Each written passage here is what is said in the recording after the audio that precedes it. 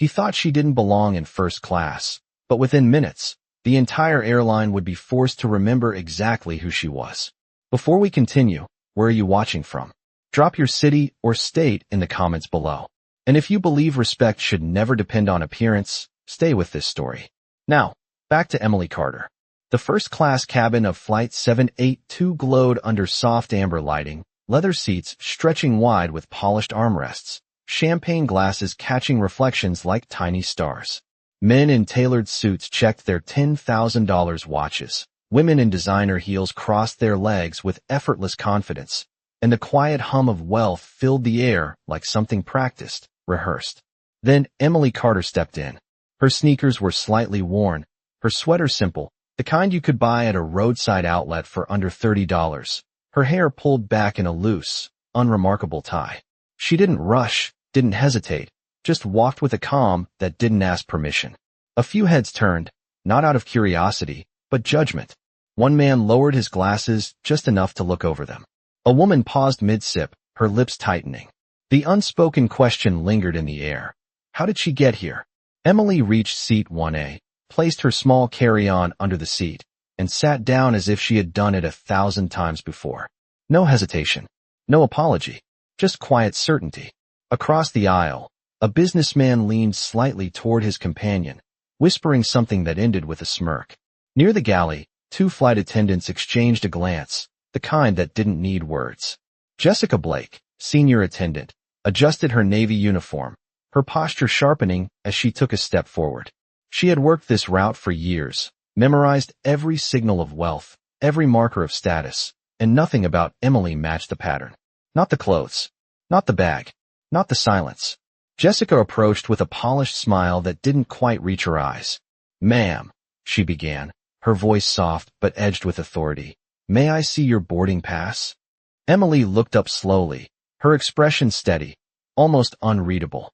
She handed it over without a word. Jessica glanced down, her smile flickering for just a fraction of a second. Seat 1A. Confirmed. But something in her didn't accept it. Not yet.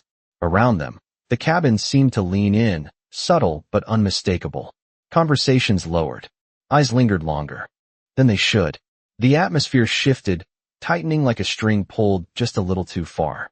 Jessica straightened, her tone changing ever so slightly. "There might be a small issue," she said, just loud enough for the nearest passengers to hear. And just like that, the first ripple of something bigger began to move through the cabin, quiet, invisible, but impossible to stop. The air grew still, and in that stillness, something unseen had already started to turn. Jessica held the boarding pass a second longer than necessary, her eyes scanning the name as if she expected it to change under pressure, but it did not. Emily Carter, seat 1A, confirmed, yet something in her posture stiffened, unwilling to surrender control so easily.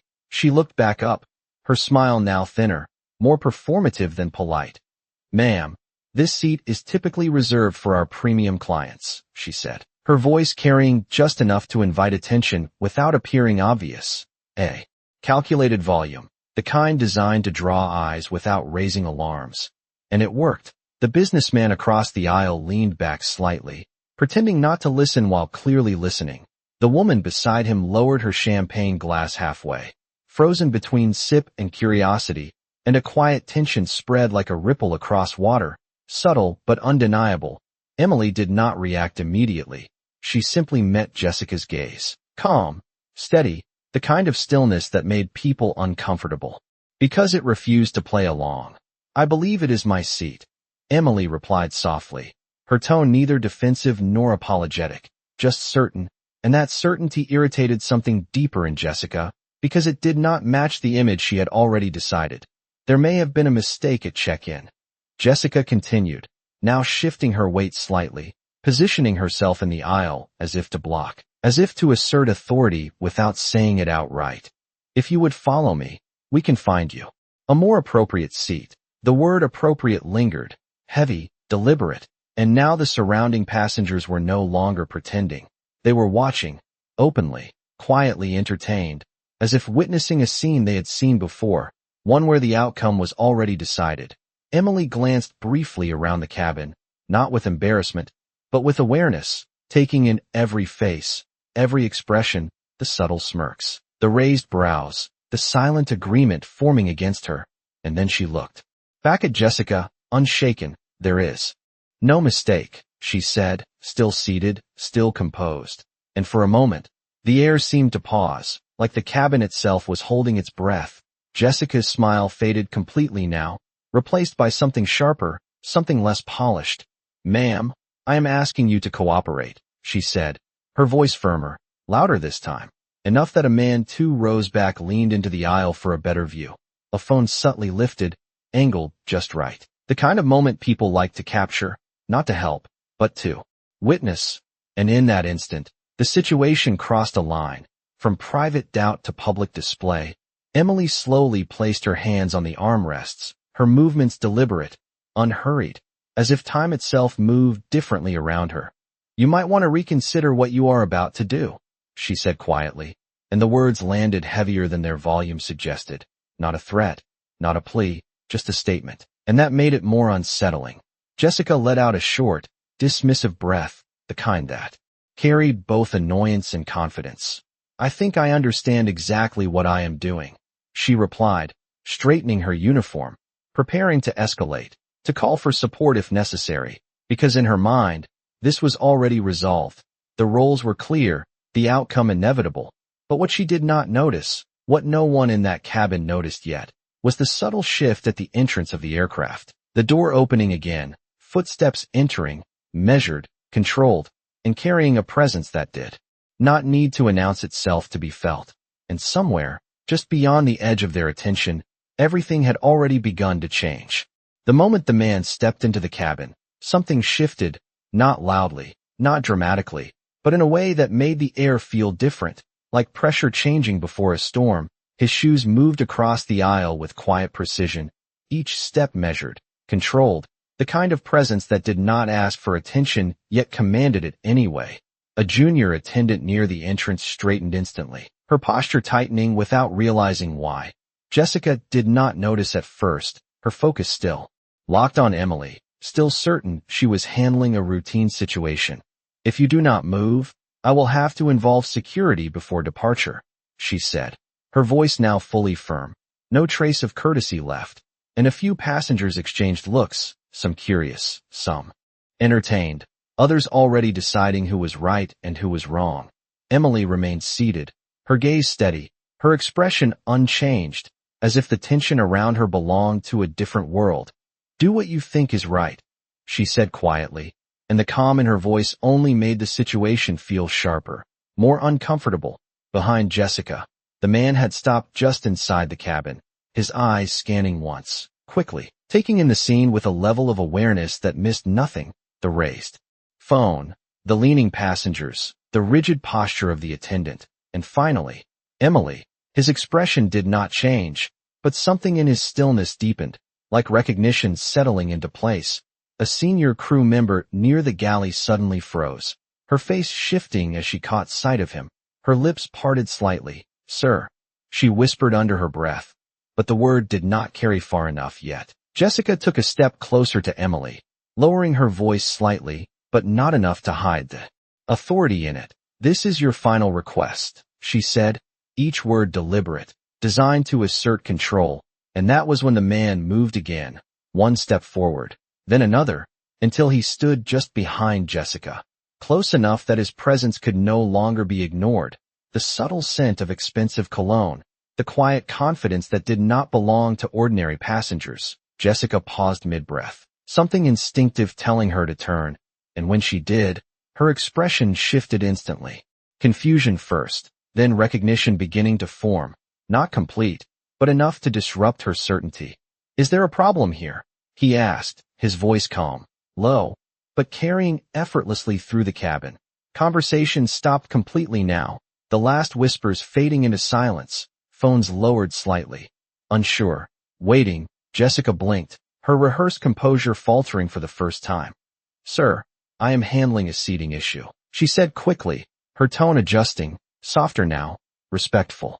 Without fully understanding why, the man's gaze moved past her, landing on Emily, and in that single glance, something unspoken passed between them, something that did not need explanation. Emily did not stand, did not speak. She simply looked back at him, steady as before, and the quiet between them said more than anything else in the cabin. The man nodded almost imperceptibly, then returned his attention to Jessica. A seating issue, he repeated, not as a question, but as if testing. The weight of her words, and now the cabin was completely still, every person watching, waiting, sensing that whatever came next would not be ordinary, because the balance had shifted, and somewhere deep beneath the polished surface of first class, the truth was about to rise. Jessica's fingers tightened slightly around the boarding pass as the weight of the moment pressed in from all sides. The polished confidence she had worn just seconds ago beginning to crack under something she could not yet fully name. "Yes, sir," she said quickly, forcing a professional tone back into place. "This passenger appears to be seated incorrectly."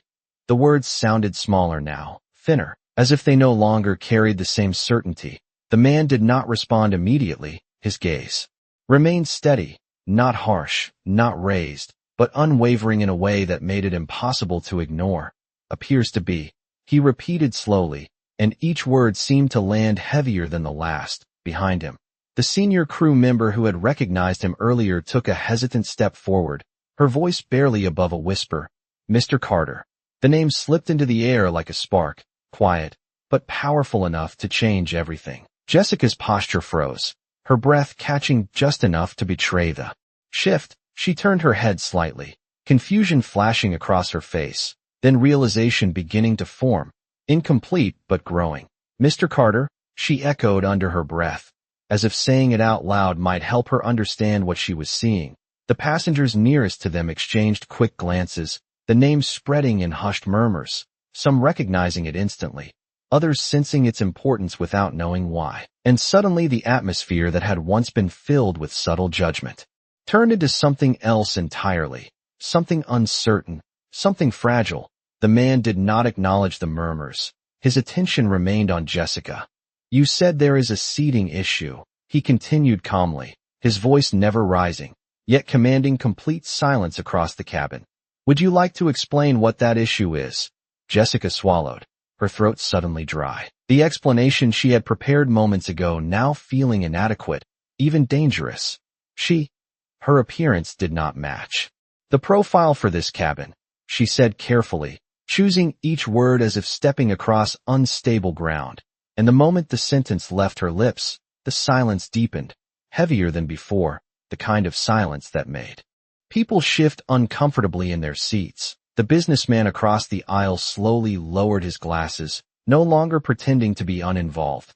The woman beside him set her champagne down, without taking another sip, and somewhere in the back, a phone that had been recording quietly slipped out of view.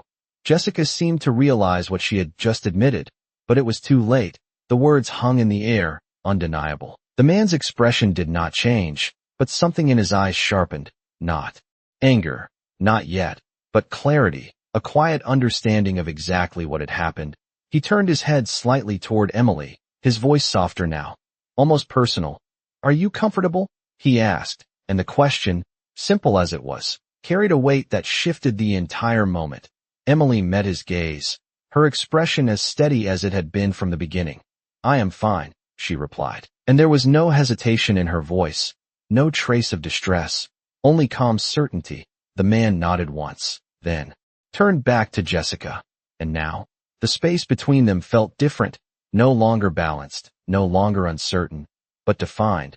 "Then perhaps the issue is not the seat," he said quietly, and in that moment, the realization finally settled across Jessica's face completely, her confidence collapsing into something else, something smaller, something uncertain, as the truth of who stood before her began to take shape, and around them, the entire cabin remained still, watching, waiting, knowing that whatever came next would not simply resolve a seating mistake, but reveal something far greater.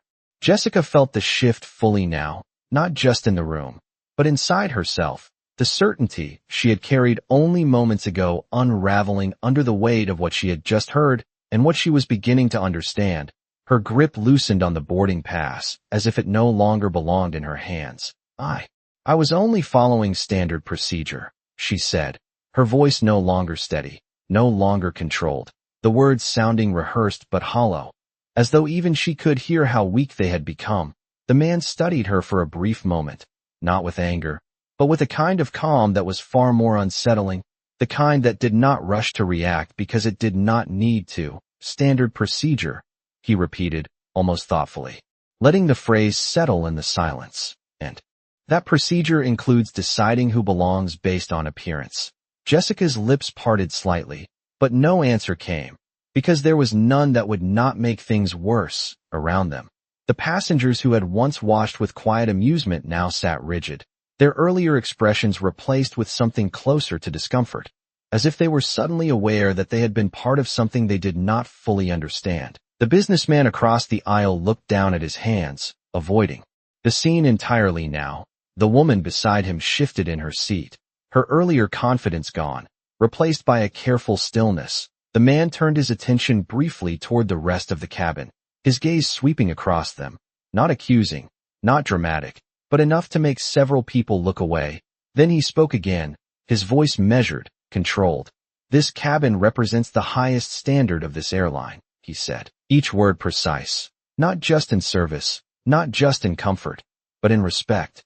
The word lingered, heavier than any raised voice could have been.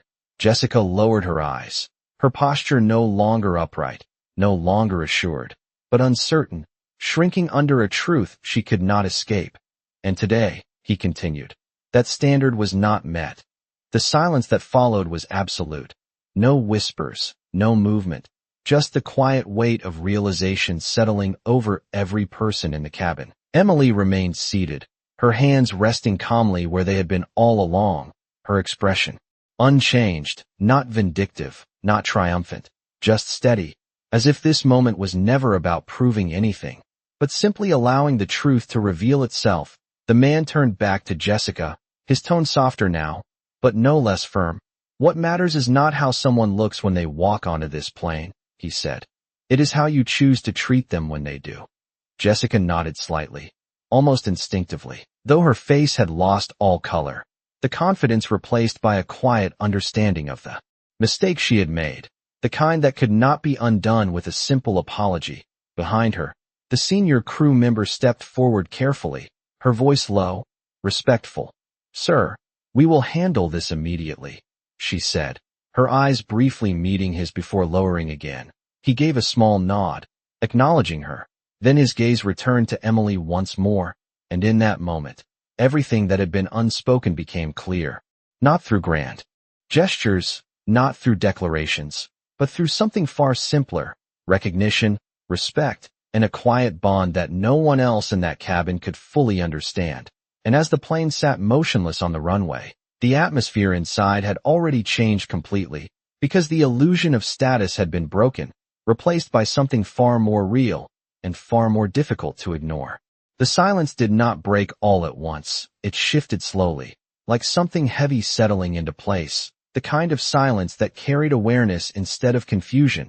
And for the first time since boarding began, no one in the cabin was pretending anymore.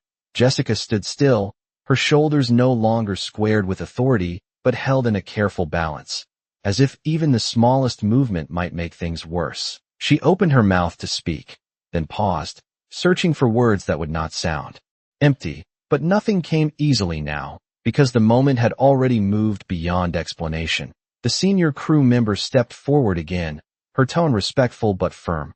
"Jessica, please step aside," she said quietly. And this time, there was no hesitation. Jessica moved, one small step back into the aisle, yielding space she had once controlled so confidently. The man did not follow her movement. His attention remained where it had always been meant to rest, on Emily. He took a step closer to her seat, not hurried, not dramatic, just intentional, and the entire cabin seemed to follow that motion without realizing it.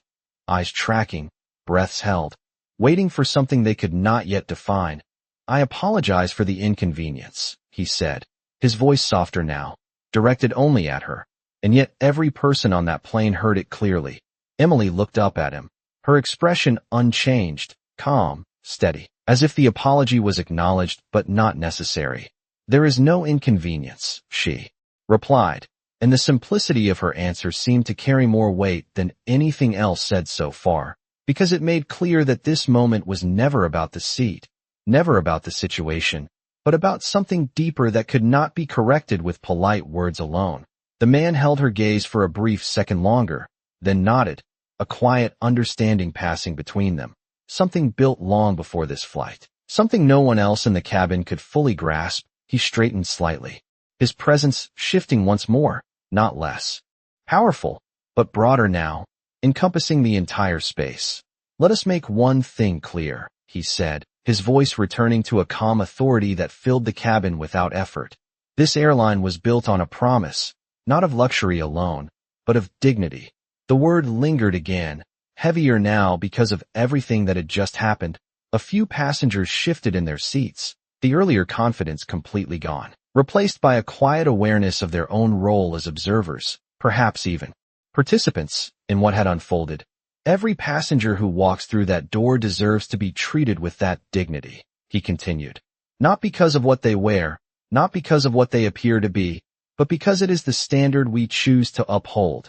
Jessica lowered her head slightly, the lesson landing in a way that no training manual ever could. The senior crew member nodded once, silently acknowledging the expectation now set before them all. The man's gaze softened again as it returned to Emily, and without another word, he reached down, adjusting the small bag beneath her seat just slightly. A simple gesture, quiet, almost unnoticed, but in that moment, it carried more meaning than any announcement could have, because it was not about authority, not about correction, but about recognition. And as he stepped back, the cabin remained still, not out of tension anymore, but out of something closer to respect, something earned in silence, something that could not be undone. And as the engines outside began their low, distant hum, preparing for departure, the people inside that aircraft sat differently now, no longer certain of what they thought they knew, because they had just witnessed something that could not be unseen, and it would follow them long after the flight had ended. The engines outside grew louder, a steady hum building beneath the cabin floor, but inside, no one moved the way they had before, no casual gestures, no careless glances. Everything felt measured now, as if the space itself had been recalibrated. Jessica remained near the aisle, her hands now clasped in front of her, not out of protocol, but out of uncertainty. Her eyes lifted briefly toward Emily, then dropped again, unable to hold the gaze she had once challenged so easily. The senior crew member stepped forward with a renewed composure, her voice calm, controlled. "Miss Carter, may I offer you anything before departure?" she asked, and there was a noticeable difference in her tone now, not forced politeness, but genuine respect. Emily looked up, her expression still composed, unchanged by everything that had unfolded. "No, thank you," she replied softly, and that simplicity carried a quiet authority of its own, the kind that did not need to demand anything to be understood. Across the cabin, the passengers adjusted subtly. A man who had once leaned forward now sat back, his posture straighter, more reserved. The woman beside him folded her hands neatly in her lap, her earlier curiosity replaced by a careful silence. Even the man who had raised his phone earlier now stared out the window, the reflection of his own face looking back at him, as if reconsidering what he had just witnessed. The man who had shifted everything stood still for a moment longer, his presence no longer an interruption, but a quiet center of gravity in the room. He glanced once more at Emily, and there was something softer in his expression now, something almost private, as if this moment, despite the audience, belonged only to them. "I will be just outside if you need anything," he said, his voice low, meant for her but heard by all.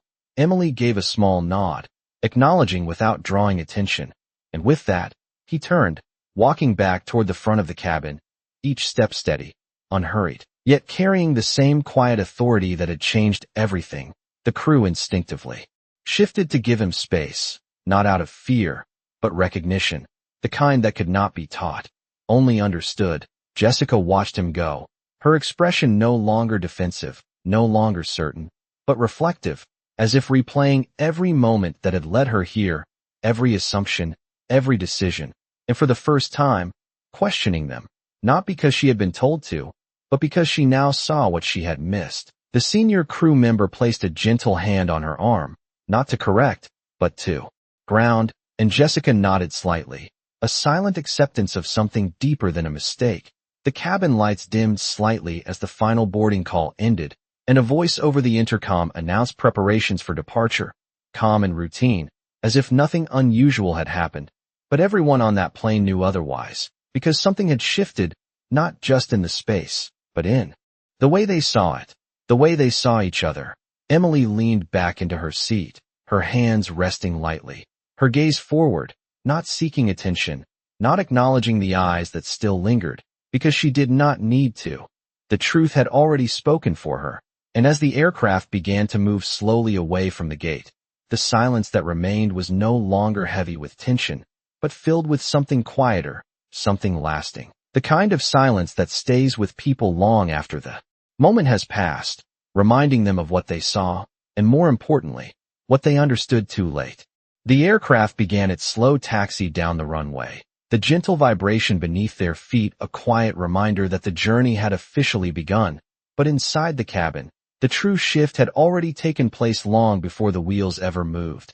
Emily sat in stillness, her posture relaxed yet grounded, her gaze forward as the city lights outside the window stretched into blurred lines of gold and white. She did not look around, did not acknowledge the lingering attention, because she no longer needed to. Across the aisle, the businessman who had once smirked now cleared his throat softly, adjusting his cufflinks with unnecessary precision, his earlier confidence replaced by a subtle unease. The woman beside him glanced briefly toward Emily, then quickly away, as if eye contact itself required more courage than she currently had. Further back, a young passenger who had quietly recorded the confrontation now held his phone in his lap, the screen dark, his reflection staring back at him, instead of the scene he had hoped to capture. And for the first time, he seemed unsure of what story he would even tell. Jessica remained near the galley, her posture composed again, but different now, less rigid, more aware, as if every movement carried intention. She glanced toward Emily once more, this time not with judgment, but with something closer to understanding, perhaps even regret, though no words were spoken. Because none would have been enough, the senior crew member moved through the aisle with quiet efficiency, checking details, ensuring everything was in place. But even her movements carried a subtle shift, a renewed attention to every passenger, every interaction, as if the standard that had just been spoken was now something she carried personally, not just professionally. The engines roared louder as the aircraft gained speed, pressing everyone gently into their seats. And in that moment, the physical motion of takeoff mirrored something deeper, a departure not just from the ground, but from the assumptions that had filled the cabin earlier. Emily closed her eyes briefly, not out of fatigue, but calm, the kind that comes from knowing exactly who you are without needing anyone else to confirm it. And as the plane lifted into the sky, leaving the runway behind, the cabin remained unusually quiet, not tense, not awkward, but reflective, like a room where something important had been understood without being fully spoken. Minutes passed, the seatbelt sign remained on, and the routine announcements filled the space. Yet beneath them, the memory of what had happened lingered, shaping the atmosphere in ways no announcement could override. The man who had changed everything stood just beyond the curtain at the front, speaking quietly with the captain, his presence no longer visible, but still felt like a quiet force that had already done what it needed to do. And back in seat 1A, Emily opened her eyes again, her gaze steady, her expression unchanged, because for her, nothing had shifted at all. She had never needed the moment to prove anything. It was the others who had changed, the others who would carry this with them, long after the flight ended, long after they stepped back into their lives. And as the aircraft climbed higher into the open sky, one truth settled quietly into every corner of that cabin, unspoken but undeniable, that respect is not something granted by appearance, but something revealed by character, and once seen, it cannot be unseen. At 30,000 feet, the world below faded into a quiet expanse of clouds, but inside the cabin, the impact of what had happened only grew clearer with each passing minute.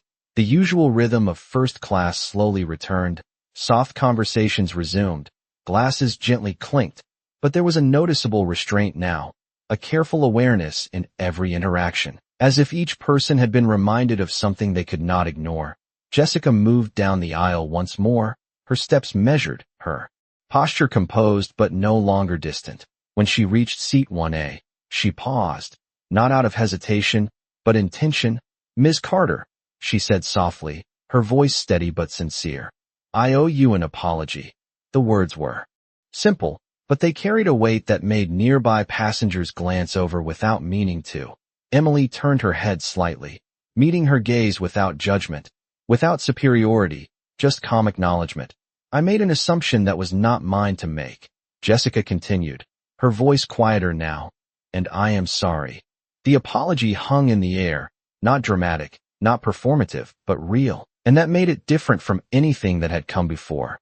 Emily studied her for a brief moment, then gave a small nod, not dismissing, not fully accepting, but recognizing the effort. "Thank you," she replied, and that was all. No lecture, no correction, just two words that carried more dignity than the situation had begun with. Jessica exhaled softly, as if releasing something she had been holding onto since the moment the boarding pass was first questioned. She nodded in return and stepped back, continuing her duties with a renewed focus, not just on service, but on awareness, across the cabin. The passengers who had witnessed everything returned to their own spaces, but not to their old assumptions. The businessman glanced once more toward Emily, then down at his reflection in the polished surface of his glass. Thoughtful now, quieter, the woman beside him adjusted her posture, her earlier confidence replaced with something more grounded, more real. Even the young passenger with the phone now kept it tucked away, no longer interested in capturing moments, but in understanding them. Near the front of the cabin, the curtain shifted slightly as the man stepped back inside, his presence once again subtle but unmistakable. He did not address the cabin this time, did not need to. Instead, he walked down the aisle and stopped briefly beside Emily. "Everything all right?" he asked, his voice low, familiar, and this time, there was no audience in his tone, no message for others, only for her. Emily looked up at him, a faint, almost imperceptible smile touching her lips. "It always is," she said, and there was something in that exchange that no one else could fully understand, because it was not about the flight, not about the moment, but about a shared certainty that did not depend on circumstances. He nodded once, a quiet acknowledgement, then continued forward, disappearing once more beyond the curtain. And as the plane continued its steady course through the sky, the cabin settled into a new kind of normal, one shaped not by status or appearance, but by a moment that had revealed something deeper, something lasting. And though the flight would eventually land, and the passengers would return to their separate lives, there was one thing they would carry with them long after they stepped off that plane, a quiet understanding that respect is not given to those who seem important, but to those who choose to see others clearly. And on that day, high above the ground, that truth had finally been seen.